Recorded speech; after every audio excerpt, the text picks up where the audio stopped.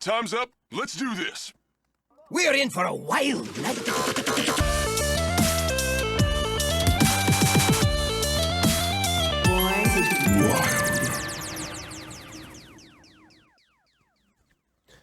Welcome everyone to episode 286 of Born to be Wild, a wild Hearthstone podcast where we have fun, hang out with friends, talking about the wild formats of Hearthstone, and spotlighting members of the wild community. I'm your host, Hydralisk. It's great to be back on this beautiful Friday evening here in, once again, beautiful British Columbia. I'm joined by my fellow host, Schmoopydady.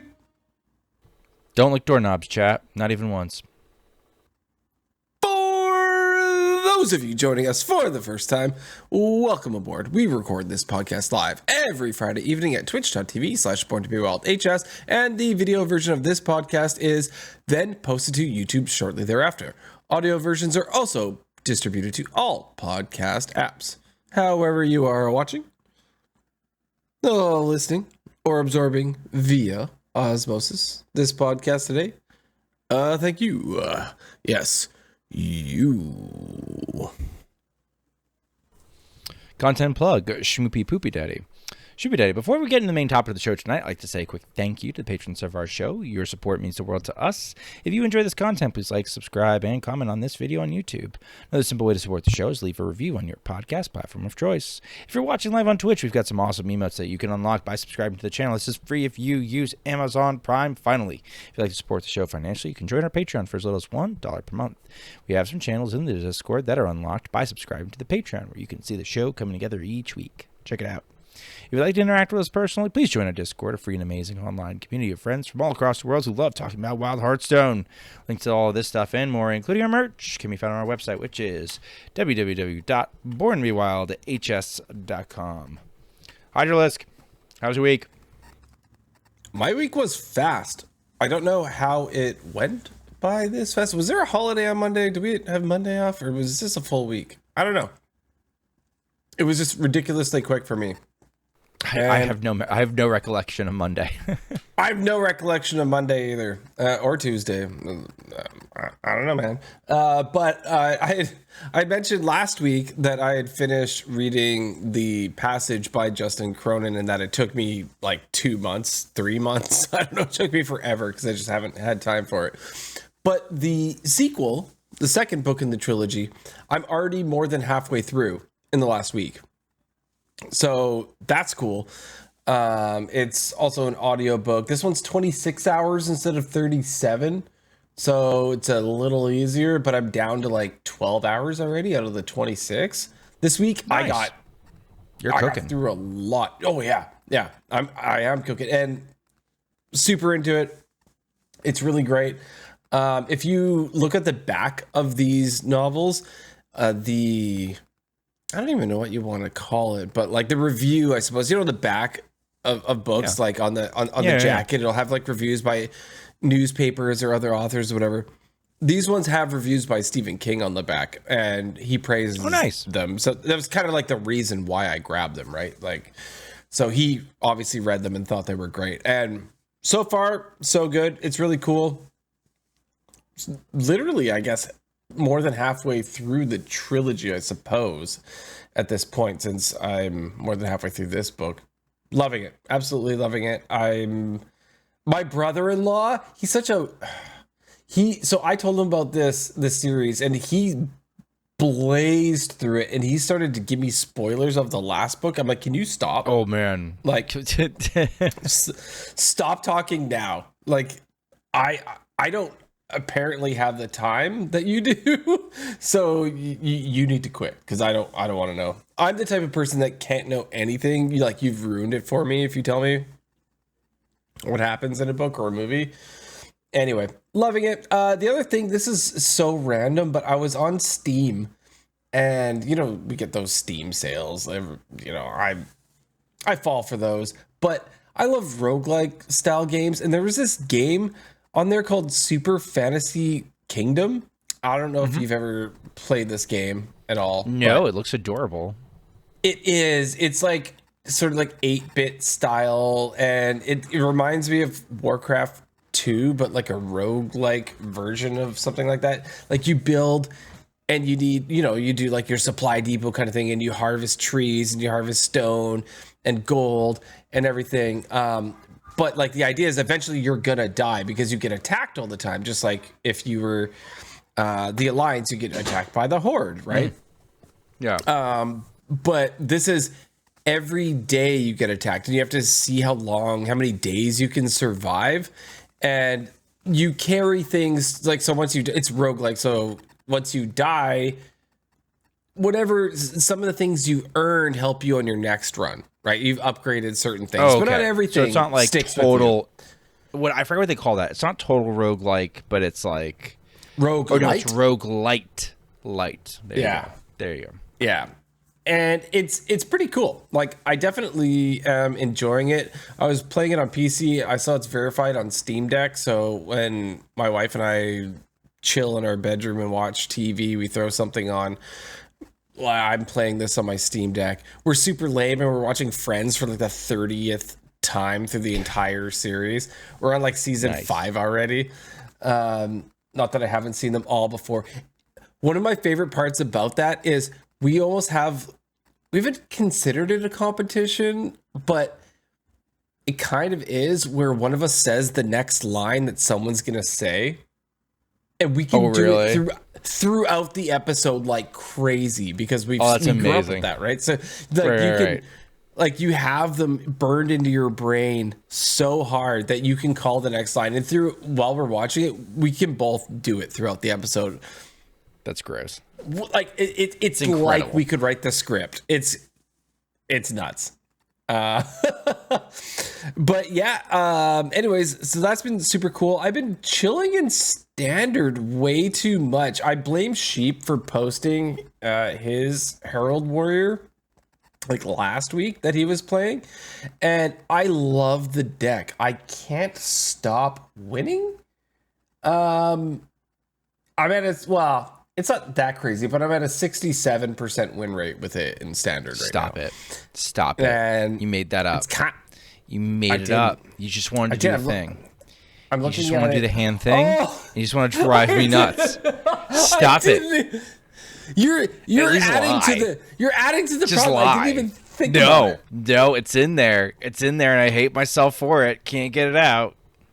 You know what? Hold on. This for you. I had to make a sound that I'm gonna have to delete from the stream, because I did the Windows Shift S thing to be able to screenshot the fact that it is a 67% win rate. No. Look at your screen. No, I don't. No, I clicked on the window. Oh, Didn't make it up. The meta feels in standard very aggro. I don't know. I've only played like 3 or 4 games, and there's a lot of like little swarmy board-based decks running around. This deck, from what I've seen, I play like, I start off trying to play it super aggressively, right? And you can win really fast with it, but it has these like control tools and game enders. You can go so late game with it. Like, I guess one would call this mid range, where you can kind of like do one or the other. All right, there's names for these things.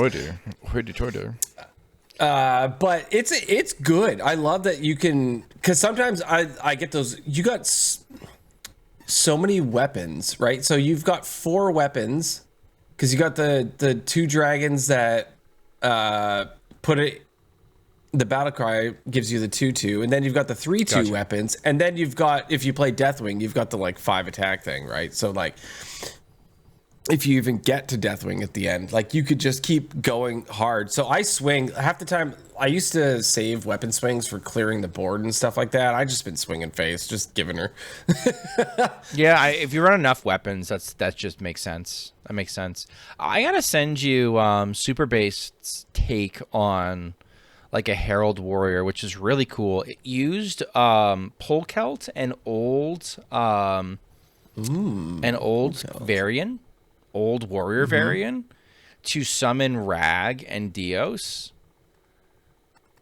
as your next 3 cards. Okay, I'm listening. And so like Rag triggers, like I forget how much damage it is, but it's a lot. It's a lot because it's not only end of turn, but also the death rattles trigger twice. So it's like a bajillion damage. And you get to play Varian. And it's actually like, you know, it's warrior, so it's actually got like some decent removal and stuff. I'll have to dig that code up. It's actually kind of cool. Yeah, ship it to me, man. Anyway, that's basically my week. I'm looking forward to the weekend. I haven't had time to play with my welder for a while. I've got a bunch of yard work to do, but I'm planning on basically spending the entire weekend doing yard work and like gluing pieces of metal together. Yeah. It's fun. Anyway, enough about me. How was your week? Sure. Well, today I had a personal day because it was like daddy-daughter day. We went, her preschool all organized a trip to medieval times in New Jersey. So we got to see the jousting, and she got to eat chicken with her hands. At one point, she was claiming it was the best day of her life. So that was pretty sick. Our night one, my daughter got a rose.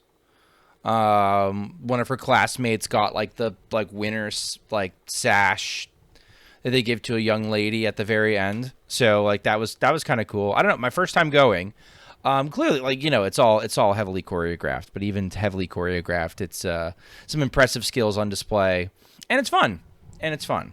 I was trying to like, but like my daughter, I think, was like too inspired by the sword fighting. She started like, you know, swinging. I had to buy her an overpriced sword, and then I also had to buy the exact same thing for my son, or else he would have thrown a fit. So it was like, you know how you like sometimes you're like, all right, this is the deal. This is what I have to do to like keep peace in the realm. And they were sword fighting later. And my Schmoopy was coming up with the same problem that I was having when I was sword fighting her. Was she has no control over where that thing's going, and she is full sending, and so she's like clipping my fingers and stuff, and I'm like nope, Daddy's done playing, and then like Schmoopy got in there, and Schmoopy's like nope, you're too rough, I'm out. So the 8-year-old is like running away from the 5-year-old. It's pretty funny. But that was pretty cool. Amazing. You know what? That I went to go see the Vegas one. And I don't know if it's the exact same thing, but we had the chicken where you eat with your hands and you get like the beer mug, and there's like a wizard there was a wizard that's like the host of it, and he's like the narrator, and then everyone's doing the jousting and stuff. And you know, some people do crowd work. Well, this wizard guy who was the host of the whole medieval times thing chose me for some reason to pinpoint or to centralize his crowd work on, because he would ask where people are from, and I said that I was from Edmonton, and so he started calling me Mr. Alberta. And so, like, he would introduce a segment and do all this stuff, and then he'd be like, so, Mr. Alberta, what do you think is going to happen? And he kept talking to me the whole time, and my wife was so embarrassed. And I had like, my beer mug. I'm like, the guy in the blue thing's going to win. He's going to kick his ass. Yeah. He's going to kick his ass. And it's like, Hydra's like 6 beers deep, just like having a great time, and he kept sounds like a great time. Calling on Mr. Alberta to call the shots. It was so funty. I don't even know how I got canned to be the water guy. with electrolytes. I want to go back with beer. Give me back. Wait a minute. I feel like I'm missing a key part of the experience here. Wait a second. You might have. And then I took that mug and I went on a roller coaster with it after. I don't know why someone let me take that mug on. In Vegas, there's the one hotel that has a roller coaster on it. I don't remember which one it was. But I took my beer mug on the roller coaster. That Yeah, I'm pretty sure. Feel like that's a bad I'm pretty idea. sure Vegas is drop open. Well, yeah, but also Vegas is like open container. They don't care. So yes, on the street is fine. I just felt like something that was made in a kiln. Somebody should have said no for the roller coaster, but also I don't think anybody's paid enough to actually care. So you have that going for you. That's right. Anyways, go ahead. No, so like that was Daddy Daughter Day. We had a good time there. D2 right now on Asia with Token DH. So nice. I ended last month on Asia rank like 237. And I got 10x. And I was like, ouch. All right, I guess Asia's population is that low, or my internal MMR number is that low. Something along those lines. So I was like, all right, fine. You're right on that cusp, though. I must have been, because I was getting 11x queue times, and I'm like queuing into problem, right? I'm queuing into Unburnt, and I'm queuing into like players I recognize. I'm like, this guy's an 11xer. What the hell is this? So like I was like right on the cusp, I think, but I ended up getting 10x. So I had the hell climb. I started with 777's rogue. I had a lovely time. And then like it just stopped. The deck stopped working. Deck straight up stopped working. I got a hot hand. I even looking back on stream, I went 14 and 12. Like I really wasn't setting the world on fire either. But off stream, I'm like, man, I can't be sitting through 2-minute queues into breaking with 777's rogue into losing, and I'm on my free to play account. So I'm like, dude, I'm scraping dust together to try to throw decks together, and I'm like, man, I scraped dust together to play 777's rogue, and I baited myself. What the heck is this? So I'd completely forgotten that I had gotten enough dust together to make token DH. And so I started playing that, and that's up there with one of the best decks in the format, and we will definitely talk about that later. But that was fun. That was fun finally making progress there, to the point where I think they claimed they did something where once you passed D5, you would only be queuing into people of your MMR. But I have a sneaking suspicion that it's actually broken, and that when you pass D5, you can play anybody at D5. Because I started seeing some interesting decks, and since it's Asia, they were very interesting decks.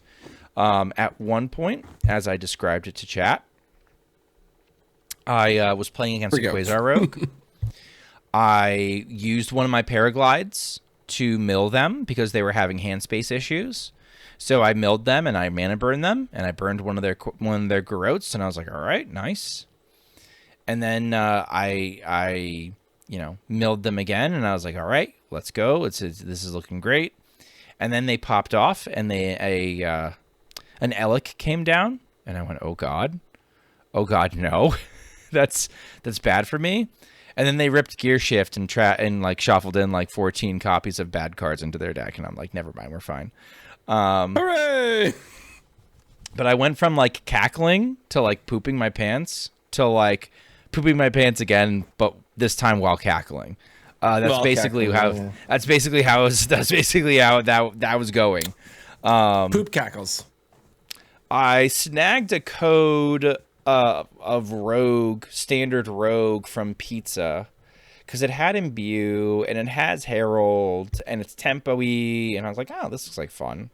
And I've tried like 3 or 4, maybe 5 games before we are doing the pod, and I'm in love. I'll probably hit standard legend, probably, unless I run out of gas. But I don't know. It's just like, it reminds me of Excavate Rogue, like random BS Go. And I love competitive random BS Go decks. They are so bad for the format, for any format. I think they're not good. Like they should not be good. But when they are good in standard, and it's not a format that I particularly care about, I usually enjoy them greatly. It was the same way with Prestor Druid. Like Prestor Druid, I jammed the crap out of Prestor Druid. I loved Prestor Druid. I never hit Legend with Prestor Druid, but I came close several times. And then just the other I would say the other streaming thing that I'm doing is 50 wild, unusual decks. Pyramid Head has managed to 50 times share his work on Reddit of interesting and unique builds. And the way that I'm sort of celebrating it is I've turned it into a survivor competition, but if a deck loses, I'm deleting it. I'm not sticking around I'm not doing 2 losses for 50 decks. I will do one loss. That's it. One loss. That's it. All right. You got one shot. Mom's spaghetti. What if you were palms so are close? sweaty. That's it. Like, what if you were so close? What if you screwed up? Right? Like you had lethal. Listen, that's part of it. That's part of it. We're also doing some gamba with channel points. So like me throwing is just part of Survivor. It's just what it is. Pilot error is just built in inherent risk. Get over it.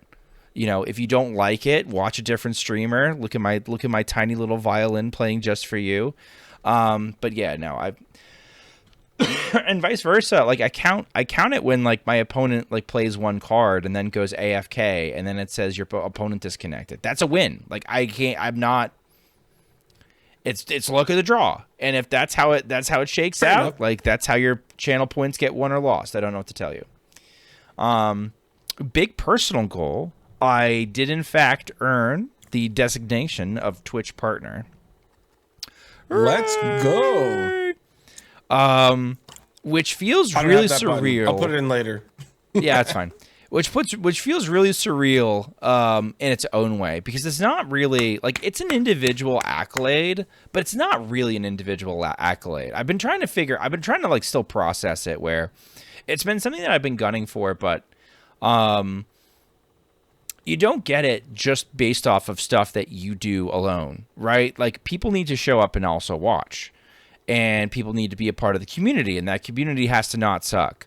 So really, it's like a community achievement award more than it's like a personal accolade. It's kind of how I've been viewing it, and kind of how I've been trying to frame it for people. Because I get a lot of people that are like, congratulations, Twitch partner, and like, you know, it's really cool because it almost feels like, I mean, I don't know, this is you know, typical imposter syndrome. It's like, all right, cool. Now I've done something that also, you know, Raffle, Corb, Meowth, KVLT, like other streamers have done before me, and I've gone in Wild, and I've gone and reached it. And like, you know, you can go back and forth based on like how much easier or harder is it to do it these days than then, but like still, it feels a lot more like, hey, you know, I'm being recognized for having streamed Wild for 2.5 years.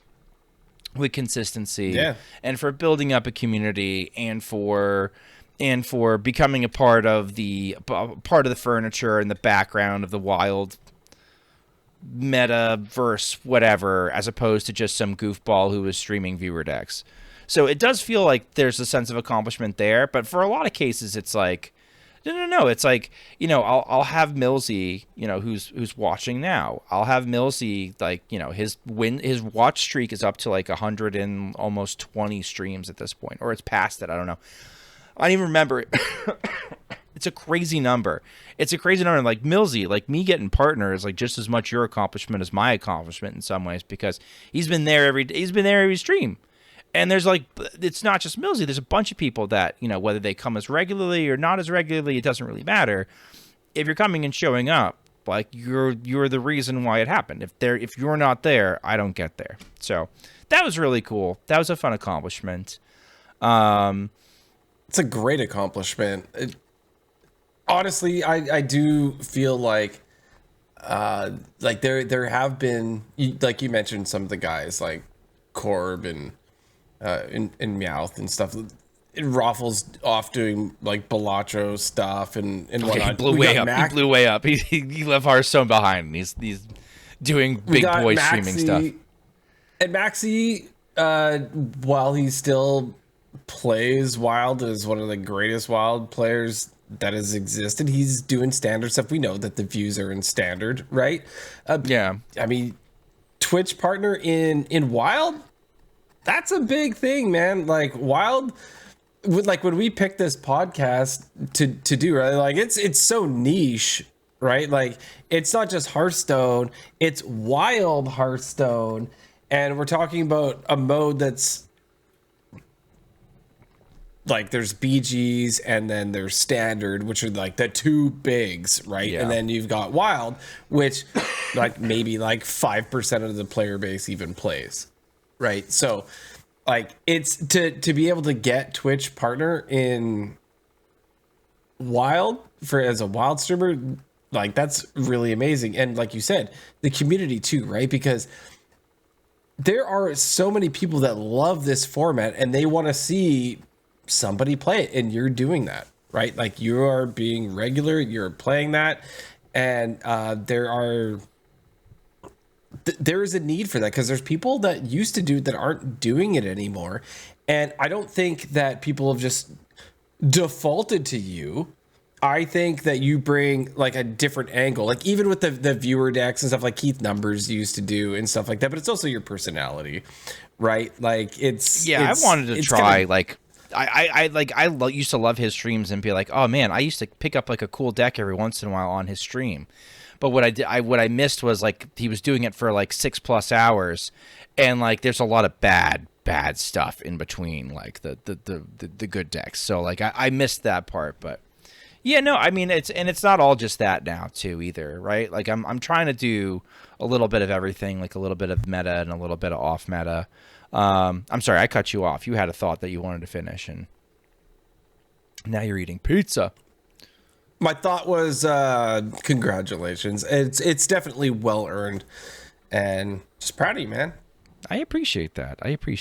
It was, it's been fun, and it's actually been a great de-stressor, because like I don't feel bad now. I don't feel bad now if I want to take a night off, or I don't feel bad now if I look at not that I'm ever really super obsessed with view count, because I think that's super unhealthy. But like I was keeping an eye on it because I was just like, well, I'm going to qualify for partner at some point, and I want to, I want to rack up streams and doing it. And like, you have a great stream, you end, and your end number is really big and looks good, and then like the average comes in and it's like, it's like a 70, and you're like, man, and it was taking away from what was otherwise like a really positive and really fun experience, and now that's gone. I could care less. I was already like, I was already a little bit, you know how I can be. I can speak my mind at times, sometimes, or be brutally honest if I think something absolutely sucks, even if it's somebody's pet project forever. But now it's like really, I don't know. There's an extra layer of freedom that I think it's brought, and that's been really cool. Welcome to the news. The news is so good. All right, so currently we are in the event, which is Battle in the Fireland. So that's from April 14th, which is a few days ago, up until May 5th. So you've got quite a while to complete this.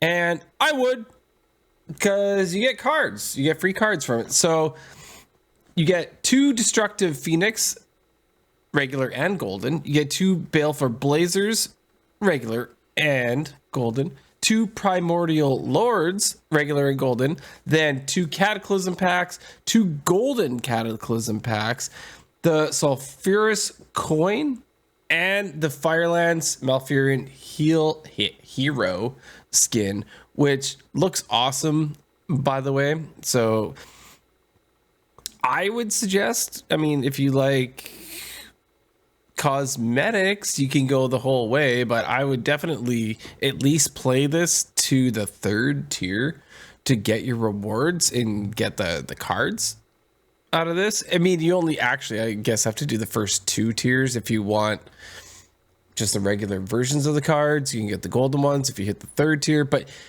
you have 2 full weeks. Is it 2 or 3 weeks? Hold on, April 14th to May 5th. You have a while. Let's put it that way. Got a minute. There's time to complete this. So, hey, go for it. Also, Tavern Brawl news. If you didn't realize already, when you click on Tavern Brawl, you don't have your regular Tavern Brawl. You have the heroic Tavern Brawl. And this is running from the 15th, just a couple days ago, all the way till the 22nd. Schmoopydady, have you played the Heroic Tavern Brawl? Not even a little. I don't have enough little? gold to spare on any of my accounts. And I already have like the charge of like, Blizzard, you're doing the Tavern Brawl. We're going to spend their gold before the mini set comes out. I'm already seeing people doing this and I'm like, like, except when it doesn't, except when they don't. Like, well, they always do this. No, except when they don't. Like, there's been multiple times where it's come out either after a mini set or like they don't do it on purpose, guys. I'm sorry. It's like, and if they are, they're bad at it. I don't know. I don't know, man. If you didn't listen to last week's episode, I said this. It's like your cell phone company billing you the day before your rent or mortgage is due. Like you have the same amount of money every month. You just gotta like realize that sometimes it all comes out at one day or it comes out like 2 weeks before. It's still the same amount of money. It's up to you to budget it. Yeah. Like, I don't know what to tell you. I think I'd be throwing away. There isn't a standard deck that I feel super comfortable playing. Like the rogue deck, maybe, but like I don't know specific matchups. I hate doing viewer decks in standard because I don't know the meta well, and I don't know what people's reach is. So I'll make like stupid plays, and people will be like, "Oh, you didn't play around the upcard." Like no sugar Sherlock because Thanks. It's not. I didn't. I don't know what's legal in this format. All right, so dance the hornpipe. But I'm usually a little bit meaner than that. Yeah. So no. No, thank you. All right. So then also we have coming up the dual class brawl, which I think we came to an agreement. They did do this last year, but normally this happens in October in Arena, right? But dual class brawl, super cool. This is from April 29th to May 6th, so right after the Heroic Tavern Brawl that we have. I'm so stoked that this is happening because we don't get lots of opportunities to play, these dual class decks. I've wanted a dual class format for a long time, but the problem with the dual class format is it's something's going to be broken. Something's going to be absolutely stupid broken that they're going to have to balance, and like I don't know if they have the stomach for it. Like anything with spell damage, stuff like that. I don't know. Like it could be limited like discovering mage rogue pools. stuff. Like there's infinite reasons why it's a bad idea, right? The cards are balanced with their own class in context. Take them out of that context and put them in a different class, it just problems pop up. Yeah, and imagine the team that would have to just sit there and constantly balance. like let's say it was like an everlasting existing format where they had dual class. It'd be impossible. Yeah, they might just there'd have be to so leave many it broken. banned cards. It'd be crazy. All right, then there's a bunch of Battlegrounds news, which whatever. We don't really talk about BGs too much. Something got banned over there. I heard it was broken. Something went infinite. Not really sure there was what was going on there. But we do have the Dark Moon Fair again. We have the mini, they call it the Deathling instead of Deathwing, the little new pet. If you want to invest your hard-earned 158 USD monies into getting this little guy, you can do so. Maybe you can high roll. Maybe you could be the one in a bajillion that get it on their first pull. I actually got, when I did my first pull, I was looking at the stats. I grabbed, it was a couple of the signatures that was like a 9% chance to get. Oh, all right. Which I've is only one gotten of the gold packs. Like better thing to get, I suppose, for like a free pull, like a 9% chance. So yeah, I'll take that. He's a cute little guy though. If you look at him, I mean, I don't know. He's too rich for my. He's too rich for my blood. I'm not doing the gamba just to get the death thing. I don't know if he's $158 cute, but he's pretty cute. He is cute. He's one of the sillier pets that they've had that I've actually kind of appreciate. Yeah. Also, so we talked about this last week too. They keep doing it. We got the free packs, the stuff that you can get. So for the week of April 14th to 21st, these are just like login rewards that you can grab when you hop in. Mm-hmm. So this week it is the one golden pack you can get for Cataclysm. Next week you get a regular Cataclysm pack, and then another regular the week after that, the week of April 28th to May 5th. So free stuff. Just keep logging in and getting your free rewards. As for bug fixes and improvements, I wanted to note that there was an arena one.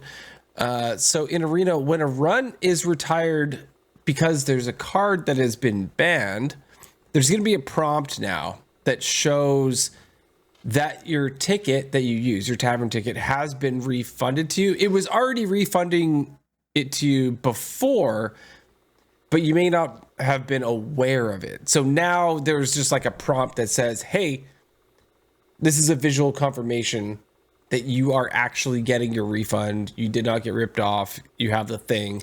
So you know, and you're not left questioning, what was the number of tavern tickets I had before I went into this? Like, just confirmation. Seems good. Seems like a good change. Yeah, I agree. Now, the other one that sort of shook the, I'm going to call it like the streamer world, I suppose, is the battle tag issue. I don't know if you noticed this, Schmoopydady, but I definitely noticed this. When you would log in and play a game, instead of seeing your battle tag at the bottom left corner, you saw your personal name that's on your birth certificate. And it was displaying on screen. I've seen that once, thankfully. Every other time, it's just been Schmoopydady. So I don't know what changed where I got unlucky once, but apparently it's only showing it to you. It's not showing it to your opponent, which is like the upside. But the downside too is everybody is your opponent. So you can't, like, for me, I know a lot of people. I recognize a lot of names. Knowing the name of who I'm queuing into can focus in what deck I think they're playing. And I base my mulligan off that a lot. And right now, a lot of people are flying blind, and it's really hard to tell who is who and what they're playing. And so that lack of information has definitely crossed me up a couple times, especially with the people I know play Alex Rogue habitually. And like, I'll queue into one of them. Like, what are they playing? Is it Miracle? Is it Sevens? Oh god, is it Quasar? Oh god, no, it's Alex. I died. And like, you know, Alex is not impossible to beat, hardly that, you know, the exact opposite, but it's a lot easier to beat when you know when it's coming too. So, I don't know. This one has been annoying. Yeah, for me, I saw my name every game that I played for like a day or two there in the bottom left corner. And then, like you said, your opponent for everyone else. The reason I called it a streamer issue is you're sharing your screen as a streamer, right? So people watching you on Twitch or on YouTube or wherever you'd like to stream are now going to see your name unless you go ahead and edit it out yourself if you were recording that content. I checked it today. Actually, let me read. So they have two updates here. So update number 1, April 16th, says the issue is now fixed. All right. That's what they said. Update number 2, later on the 16th, we're aware that a few players are still affected by this bug we're investigating. So there's a chance that you're still experiencing this. They did say that you can enter streamer mode, which is Control plus Shift plus S while you're in the game, and then that will cover up your name. So it's not like the end of the world, I suppose. It's just something you need to be aware of. And I'm sure that there have been a few streamers caught off guard by it that don't like to share their personal information. So that's unfortunate. Yeah, I don't want anybody knowing my name. I don't want anyone knowing my name. I know what your name is. Shh. But I won't tell anyone. Don't tell anyone. Shh. That's hilarious. Anyway, what else do we have? I think there was one other thing in the news. No, it was just some banned Battlegrounds card. Not really that big of a deal. So maybe we should hop into our discussion topic, which is things we can play in the meta for Wild. So let's pop into this. Let's meta that. You have a meta girl.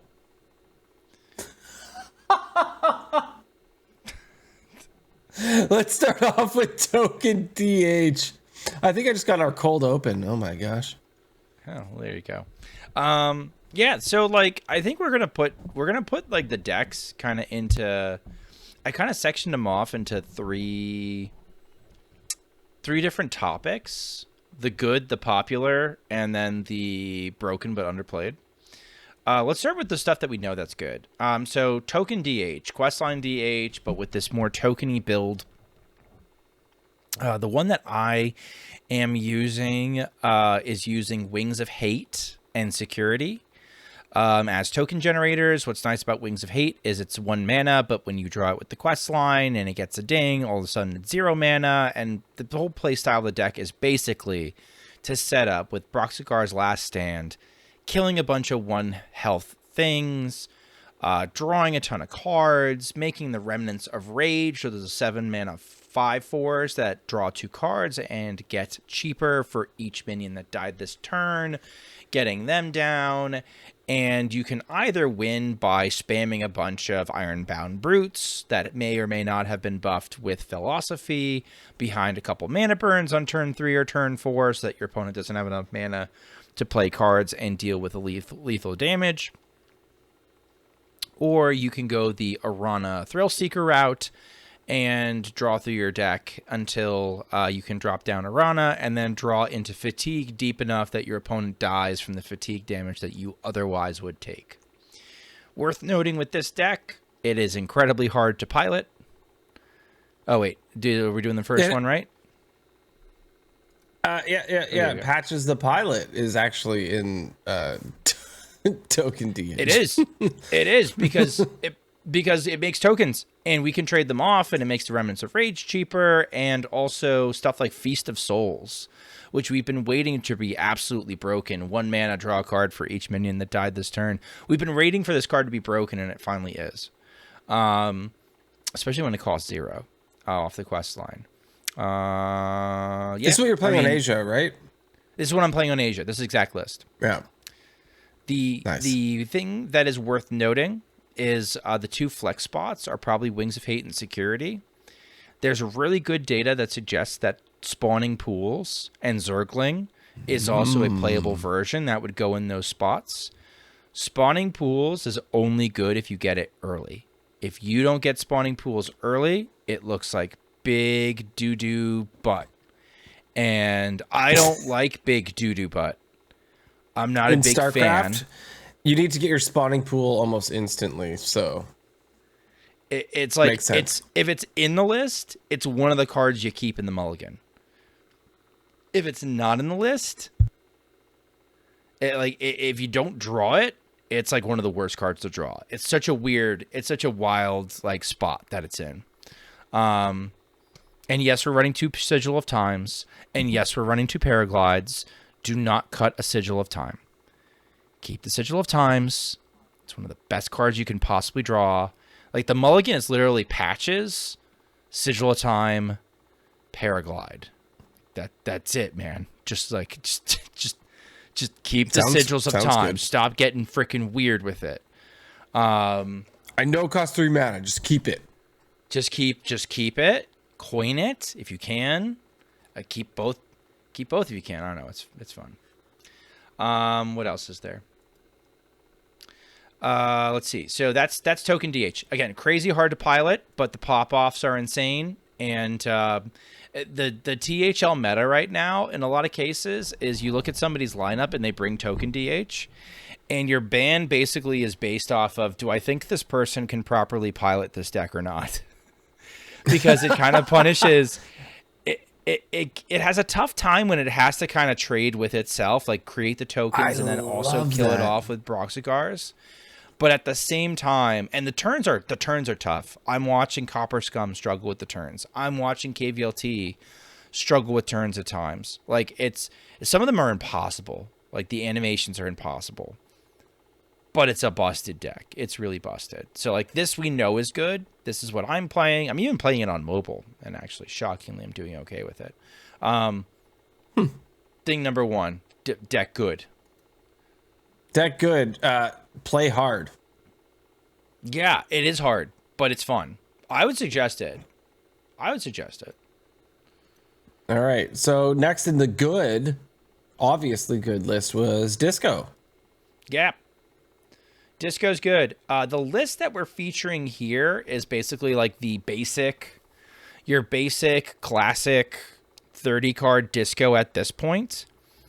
Notable flexes that I've been seeing. I hear Silverware Golem has the mid and chamber of whatever it's called, viscosity or whatever the hell it's called, viciousness, the 3-mana location that discards a card. That might see more play and have better stats. So I've been seeing a lot of 1 Silverware Golem, 1 chamber as almost like an ocular occultist, but not as good. This list is also running Dukes of Below. Here's the thing about Duke of Below. Duke of Below is really good when it's good, and Duke of Below is really bad when it's bad. Yeah. I've been trying target dummies. Hijo was trying Blood Treants. Blood Treants apparently was like really brutal in the mirror, so he stopped playing them. But I was going to ask that question because you mentioned target dummies earlier on Discord. Do you want to explain your rationale for target dummies? We have a lot of really important 1-mana spells that we kind of want to protect from Wicked Whispers. We don't want to be ripping Wicked Whispers and discarding our Soulfire all the time. We don't want to be ripping our Wicked Whispers and discarding our Entropic... what's it called? Entropic... What's it called? I can't read that. Continuity? Continuity. Yeah, we don't want to be discarding that all the time. We don't want to be discarding our Solarium. We don't want to be there's a lot of we don't want to be discarding the other Wicked Whispers. Like there's a lot of... It's literally a card to throw away. Sure, sometimes. The target dummy. Sometimes you drop it along with your pop-off, and now you've also made a 3/1 taunt. So, like, the taunt is relevant in the aggro matchups. The way this Disco plays is actually kind of fascinating. It's going very hard very early for an early board, and it's looking to buff that early board. And it's, your mulligan is Party Fiend, Cursed Catacombs, Solarium, keep Platasaur. I would say keep a board buff if you've got Party Fiend. But Party Fiend is, really huge. Like, try to go wide. Try to go tokeny. Breakpoints are weird. 1 health, 2 health. And then you're trying to buff up your board, so now your breakpoints are 2 health, 3 health, 4 health. And then if they still clear the board, you got the second wave of threats coming, and it's 5 health, 6 health, 4 health. The Dukes of Below are just sort of not very copacetic to that approach, especially since we've got 1 copy of Chrono Claws.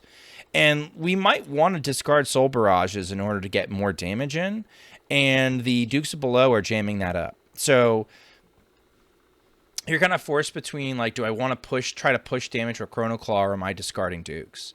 You can always play Target Dummy off of Solarium. If it's got the temporary tag on it, you could always dump it. You don't, if you want to. Or you can, just let it get thrown away. Sometimes the taunt is relevant. I think it's more flexible than the Duke of Blows, personally. That being said, you can lose in the mirror to a Duke of Blow because you have no good way to deal with it. But that feels kind of like a win more scenario to me. So it's kind of like damned if you do, damned if you don't. Up to you with what you want to do. I think more times than not, not having the Duke of Blows makes the deck a lot smoother. I get it. I've played the deck having Duke just being a dead card, so fully understand, totally get it. Next, we have TikTok, and so this is we're entering this is the popular. So we went over the good token DH and disco. Now we're going to go into popular, which doesn't necessarily mean good. It just means that's what people are playing. So let's talk about TikTok. Yeah, I have to double check what the population looked like, but when I did my last meta report last week, TikTok was close to like 8% of the format. Kind of pushing almost 10. I would call it good, but what it is it's very limiting. Hearing from players better than me, the format looks a little bit bleak. You're talking about a much more narrow format with less diversity and less options, in part because of what TikTok Warlock is doing. You can pretty reliably have the quest done by turn 5. Like you fill your hand and you rip a plot twist, you fill your hand and you rip a Finley, and that just gets your reward done. Then you blow up your opponent's hand on turn 6. Because you need a 1-mana activator. We're not running any 0-mana activators. And we're not taking the coin with us. So then you need to wait till turn 6 and you delete the opponent's hand. A lot of Reno piles can't handle that. And so this deck is incredibly limiting to variety, especially on the pile front.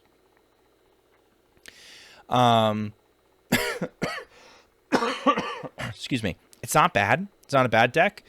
You can kind of hate on aggro with it. You can kind of tech W combo with it. You can definitely beat slow stuff with it.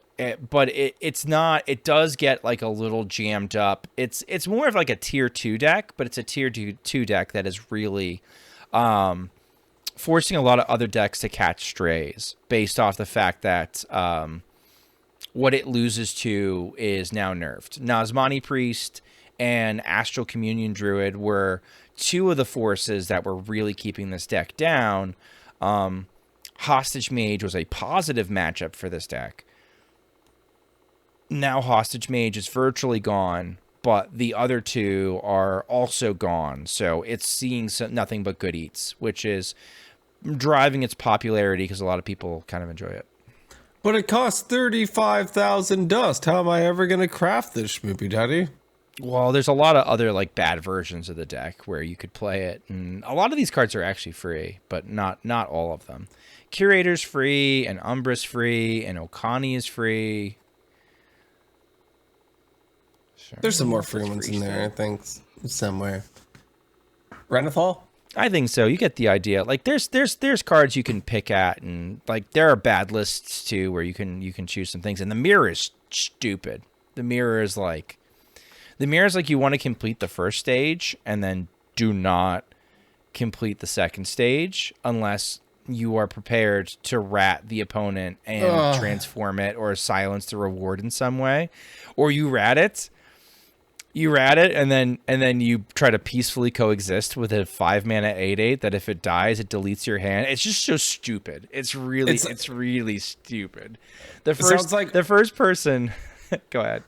Sounds like old school Control Warrior mirrors where like you don't want to put down your minion because then the other guy gets to remove it first, right? Like it's just. Oh man. I did not exist in that era of Hearthstone, but it's like the mirrors are cursed. The mirrors are cursed. And the other little trick for the mirror is the first person to get Sargeras down and put up the taunt imps, like do the health buff, That is also a huge step in the mirror, because you find yourself with like, okay, I've always got tempo, I've always got taunt, and they can't always match the tempo. I don't know. It's a wild deck. It's it's good. It's very good. Like this is one of the decks where like you consider bringing it to THL every week, just because of what it does to the other decks that your opponent is also trying to bring. But I wouldn't call it like the best deck in the format. What's really funny is what it's gone and done. It's currently warping everything, right? And which leads us to the next deck, if you're prepared with that one. Quasar? Yeah, Quasar Rogue. And I told Hydralisk before the show that I was so thankful to have KVLT bring Quasar Rogue this week. Yeah. Because I didn't want to have to struggle to find a good Quasar Rogue list. Because they don't exist. This is not a good deck, but you know what this deck beats? It beats TikTok Warlock. So if TikTok is super popular, people are ripping Quasar left and right because they're just like, all right, well I can try to, you know, I'm faster than their combo. I can totally beat the TikTok Warlock before they do their thing. So like, this is the next Barnes Druid. This is just like people are just ripping this because it's solitaire and you can beat TikTok Warlocks, and sometimes you can high roll anyone or race down aggro or whatnot. I'm not in love with every card in this list, but also I'm not in love with any card in any Quasar list, because there literally is no such thing as a good Quasar list. Like I have scoured far and wide to find somebody. Okay, there's two problems. Number one, nobody actually enjoys this deck enough to run a good list. And if they do enjoy this deck, they probably run a bad list, because like they start putting like their new unique like like take on it, and it sucks every time, right? It's like we're talking like Bitbucket running one Trickster, one Alec on Reddit, and it's just like, dude's mental. Like I don't like, no, it's not what you do, man. It's not what you do. You're not. You're but people are playing it. Way. They are playing it though. But people are playing it. People are playing it at a rate similar to TikTok Warlock, so it is influencing the meta for sure. The nice thing though is it's got like a sub 50 win rate. I mean it. It's not a good deck, but people are still jamming it because they hate losing to TikTok. They want to have an opportunity to beat TikTok, and so this is what they're playing. Also, have you noticed how much the dust cost is for this deck? 4,200 dust. Yeah, very affordable. And you probably already have most of these cards anyway. Like Cold Light Oracles, Counterfeit Coins, your preps, right? Cold Light, yeah. Like coins and preps actually are a little bit sus. 2 Quasar on the list, bad list already. See, we've already got a troll in chat that doesn't know how to build a Quasar list. This is what I'm dealing with. So we've got people who are like trying to play with 1 Quasar. We've got people that are trying to play with like Shadow of Demise and Ethereal Oracle. We've got people who are trying to play Elix. It's insane. But not to worry. You can refine it all you want. It's still going to be a sub 50 win rate, and annoy a bunch of people with animations, because it'll keep you in animation jail. All right, well, let's move on to our last in the popular section. So don't forget, Quasar's in the popular section, not good section. Popular not good, section. just popular. Next popular. in that category is Highlander Dragon Druid. Now, this one actually looks pretty good, and one of its claims to fame is it's a Reno deck that beats TikTok Warlock. It's got some pieces that it would love to keep in hand, but if at any time its hand gets deleted, it always can fall back on Reestraza and the Nest to continue to print resources to kind of keep pace with TikTok Warlock.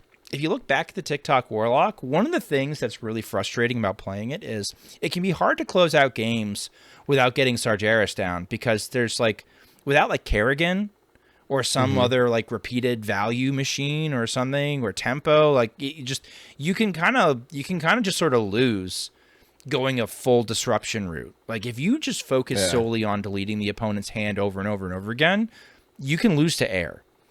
And here we've got Reno Druid that can print resources and draw new cards and refill its hand, and it's got an infinite value engine in general, and mana's no object, so like you can draw through cards and do whatever you want.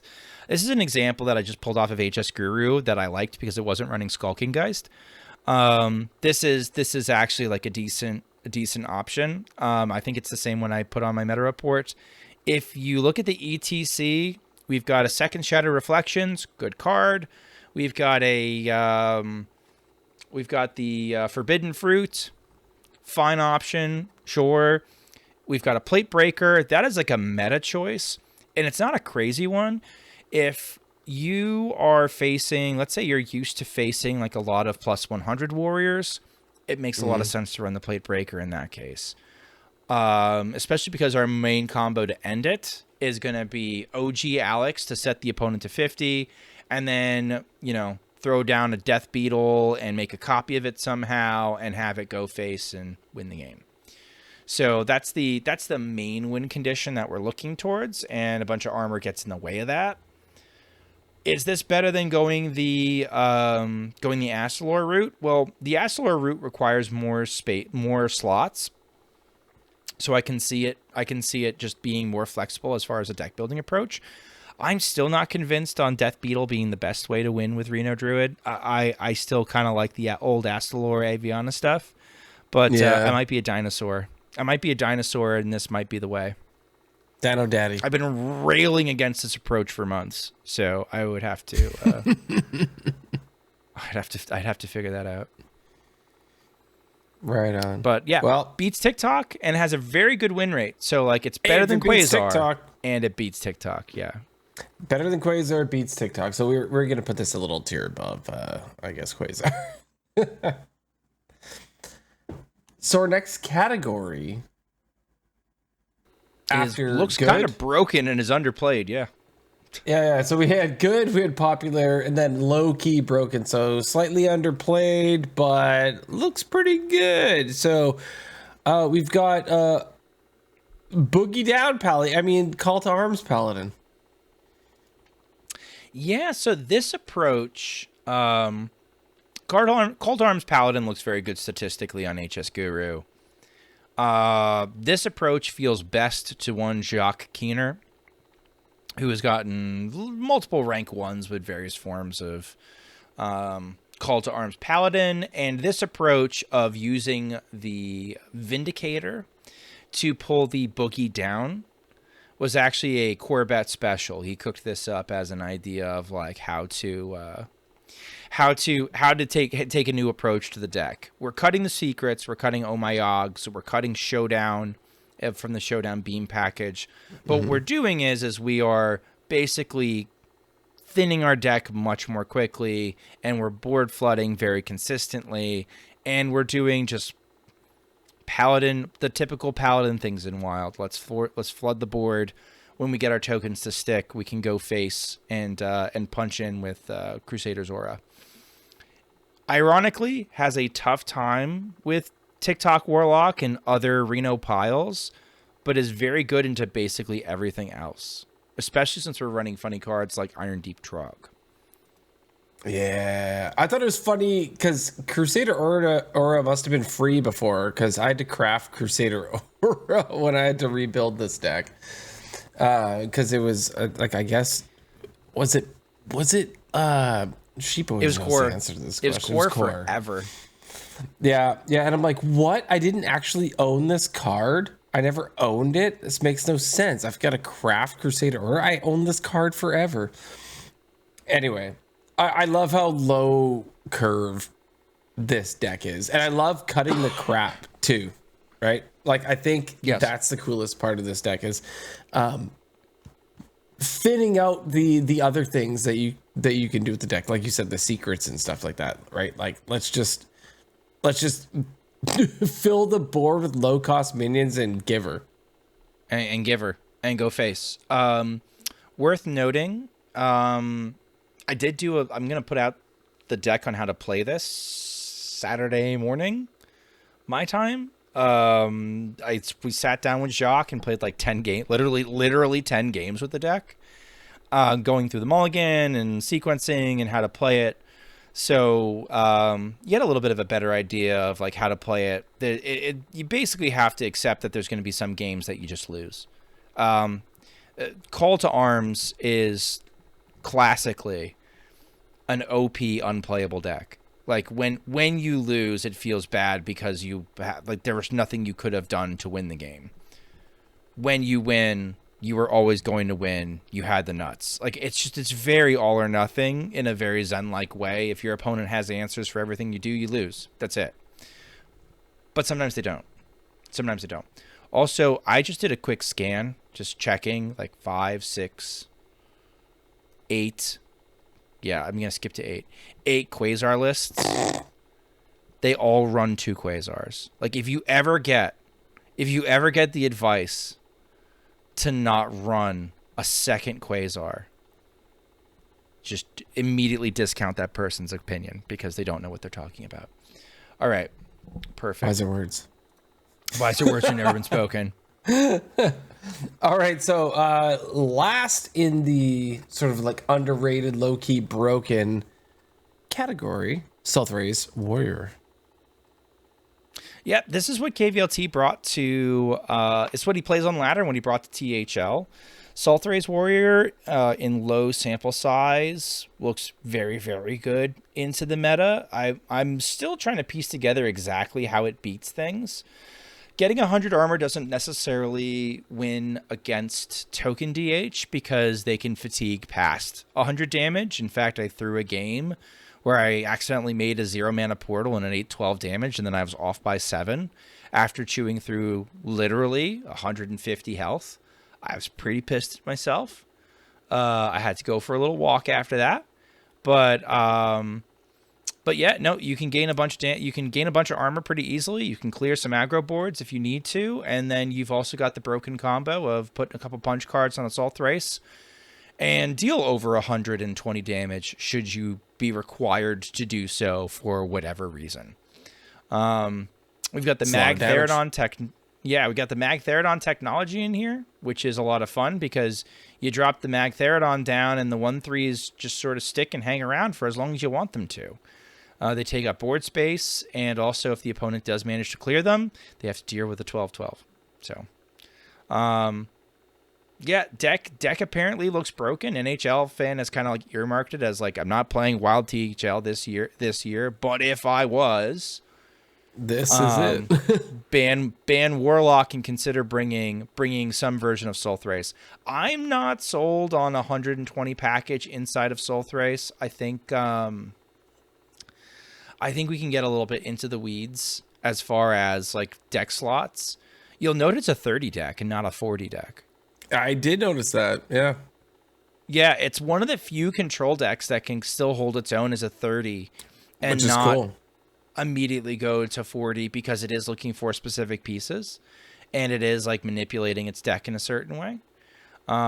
So yeah, that's one thing to note. So, you know, slots do get a little bit tight. I don't know about the 100 package in here, but it doesn't hurt. It doesn't hurt. And like the problem is if you're just playing 100 Armor Warrior, you need to come up with a win condition somehow. Like you gotta cook up a win condition somehow. Sometimes Odin's a little shy coming out of the deck. Sometimes you get your fuel really, really late. Like, you know, you gotta, this at least is more proactive. And once I've gotten my 100 armor, I don't have to wait too long to get my things together and win the game. Sweet. Have you had like a few reps with this list? This specific list, no. I've played ones in the past. I actually in the past, I really, really didn't like, plus 100 in Soul Thrace because like specifically in this list, for me, one of the more important things for gaining 100 armor is running Pole Celt, right? Like Pole Celt, you tutor Ceaseless to the top of your deck, you Finley within 3 turns. You do the thing. You're not a 30. You don't like those 30s usually. No. 30 gain 100. 30 gain 100, but I don't like trying to fit the weapons in. Like, I think fitting the Soul Trace package gets a little gross. I see. Devil's Advocate, though. Devil's Advocate. We're in this list, we're still running 2 Sanitizers. We're still running 2 Aftershocks. We're still running 2 Shield Chatters. We're still running, like, we have plenty of anti-aggro. Like, anti-aggro is not a problem for this list. But I like the flexibility usually in a 100 list of knowing, okay, I have most of my combo pieces. I don't want to have to be worried about, like, I want to be just like ripping Finley and not worry about it versus like you have a big decision to rip Finley and say bye to like both your Salt Races and maybe a punch card and like, all right, you go get a 0 mana punch card down at the bottom. It gets a little bit in the weeds. One thing that's pro going this approach though, especially if you expect token DH, this deck can be token DH. And one of its claims to fame is that, I don't know if you've ever like tracked the Ceaseless Expanse and its cost playing against a token DH. Ceaseless turns to 0 incredibly quickly against token right? DH. Yeah. Like we're talking about like turn 5 Ceaseless Expanse sometimes. It's really funny. How quickly, because they're killing, like, think about it, they're drawing cards, they're killing minions, they're like, it's just and it's like they're playing cards for doing chaos, my work for me, and then you just drop a 0 mana Ceaseless Expanse and they explode. So like that can happen. So I could totally get going the 100 armor approach, if only because it's not completely unreasonable that Ceaseless is actually a card you will play from hand and that will have text available to you. But yeah, no, I'm waiting for a Soul Thrice deck to come out of the woodwork that I believe in and that I can co-sign myself to and learn a bunch. For now, I'm going to pick KVLTs because KVLT has had a lot of success with himself personally running this 30, and I've witnessed that on stream. So, yeah, sweet, good for KVLT. Yeah. All right, well, that is the end of our deck lists. Any final thoughts? Yeah, I think things are really narrowed by the existence of the battle at the end of time. I think if I had a wish list, we've already got a bunch of wild nerfs, so it's really kind of crazy to keep asking for more nerfs, right? Just one more nerf, bro. Just one more nerf. In general, I'm pro diversity and variety when it comes to wild. And I think TikTok is currently cramping down on diversity. So what I would consider doing, my personal fixes, how I would fix it, is I would rebug the interaction between Finley in the quest, Plot Twist in the quest, and Gaslight Gatekeeper in the quest. I would go back to them not working. And them not working means the quest is much more reasonable. And we can kind of take things from there. I can't remember if it was before we started the podcast or after we started the podcast where we talked about Play Hearthstone's little video about the egg. Oh, I think that was before. Yeah, what are they thinking? They released a video of like, hey guys, how you like your eggs or something like that. And it's like, it's cracking an egg. It's somebody cooking an egg, cracking it into a pan, and it's the egg of Kelos is what like comes out instead of yolk. And then a little warlock pops up and goes, excellent.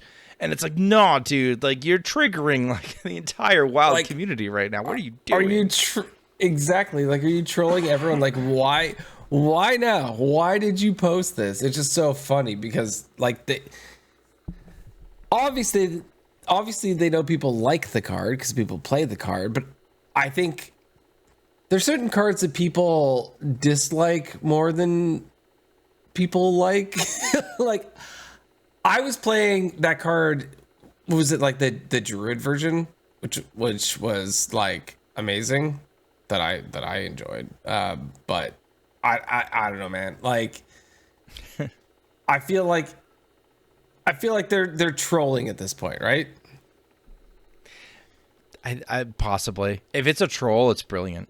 Like, I think it's, I would respect it so much more than if it was just tone deaf, like, hey, let me cook this egg over here. You guys like eggs, right? Eggs are popular. It's Like, dude, you don't imagine even know what's going on in your game. What are you doing here? Versus like, imagine, they know what's going on and they think it's funny. That's I respect that more. Yeah, like before, let's say like Patches got nerfed or something. Like, imagine they just made like a Patches video, like, how do you like your pirates? Like back in the day, right? Like, oh, you drew your Patches. Look at that. It's got a little magnet on him. You guys like playing with magnets? Yeah, like just like on purpose, just to troll people. I don't know. I thought it was pretty funny, Missed opportunity. And it does show that the team has a sense of humor, right? Like, it's cute, good for them, good sense of humor. But yeah, Schmoopydady, I could ask you a question unless you had a question for me, but I could ask you a question. I do not. So I would be pulling something out of my rectum if I were to come up with unrelated advice now. So how about you ask a question to me?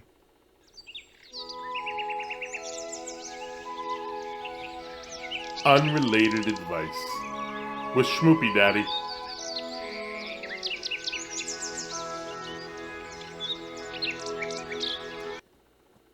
Schmoopydady. It's been a minute since I've been in this position where somebody's asking me the question, so the creeping dread is coming. Hydra. I have a Band-Aid on my finger. I don't know if you can see that. I can see that. So I was at work today, and I cut myself, right? Okay. As you do. And I work with a lot of metals and stuff. So, and sometimes I get a little busy when I'm working, and like I'll feel a prick or whatever, and then I'll keep working. And you look at it at first, and you're like, oh yeah, hopefully it won't bleed, and then you're using a wrench or some pliers, and you notice they're a little wet, and you're like, dang it, and you look, and there's blood, right? There's it's like, man, dang it. And this was a bit of a gusher. Like, it's not bad. It doesn't require stitches, at least I don't think, anyway. That's paperwork. I hate paperwork. So, yeah. So what I did was I had a bottle of isopropyl alcohol, like real close by, which is great, right? And before I grabbed that, I went and grabbed a Band-Aid, and I went to the sink, and I rinsed it all off with water, and then I grabbed the alcohol, and I poured the alcohol on my wound. And I expected to have the like feeling, and nothing happened. It didn't. So I want to know. There's got to be like 1, 2, 3, 4. I don't know how many things that could have gone wrong there. I did it. Like what? Like why didn't it work? Why didn't it hurt? And maybe you could tell me how I could have done it right. Okay, that's very simple. You've cut so deep, you've severed the nerves to your finger. You haven't realized it yet because you play Wild Hearthstone, and so it's going to take a minute for that reality to sink in as you try other tasks. But yeah, you've actually cut too deep, and you will never feel on that particular digit again. Well, you might. Your nerves might regenerate. Who knows? I once knew a man who regrew wisdom teeth. So, like, I'm sure you could probably regenerate, like, nerves in your finger. Heck, I got one coworker who lost a finger and then hauling wood, and it grew back with a little flipped up nail, too, and everything. Yeah, it's real freak of nature. So, yeah, you play Wild. You'll be fine. Wiser words have never been spoken, and you heard that on... Or to be wild. Yeah, sometimes he like when he really wants to mess with a kid, he like puts it on their desk and he does like a little bit of screeching, just to say, "It's my strong finger. It's my strong hand. It's my strong hand." I love it when someone goes the direction that I don't expect them to go with the answer. Because that is not the direction that I thought you'd be like, oh, you didn't cut it deep enough, so maybe you didn't hit a nerve. Maybe like there's no. But you're like, no, you went straight through it, you idiot. Dude, like you must see a doctor now.